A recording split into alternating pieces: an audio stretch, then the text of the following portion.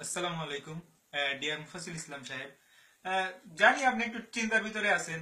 কি করবো, আসলে বাঙালি তো জ্ঞানী গুণী কদর বুঝে না।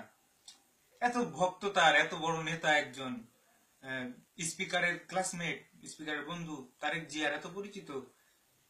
না, হয় না আসলে। এত নামি দামি মানুষ, সবচেয়ে বড় কথা সে একজন ইসলামিক স্কলার।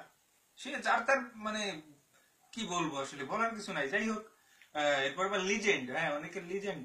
যদিও তার ওই যে 1-1.5 লাখ ফলোয়ার হলেও লাইক করে মাত্র 100-150। যাই হোক, ওটা কোনো বিষয় না, আছে তো ফলোয়ার।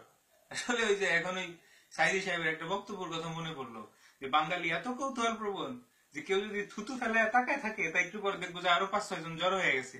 তো আসলে মানুষের তামসা দেখার লাগে আপনার ফলো দিয়া রাখছে, ঠিক আছে। তো আমিও এরকমই তামসা টামসা দেখি মাঝে মধ্যে।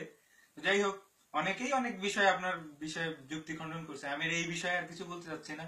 আমি শুধু বলতে চাচ্ছি যে আপনার মতো একজন লিজেন্ড মানুষ, তারে মানুষ এইভাবে যে তার কাটা মার কাটা বলতেছে, এটা আমার কাছে খুব খারাপ লাগতেছে। আমি এটা শুনতে চাই না। মানুষটা ছোট, দেওয়ার মতো কিছু নাই। একটা সুপার গ্লু আছিল আর কি, যদি তারটা জোড়া লাগাই লইতেন ভালো হইতো।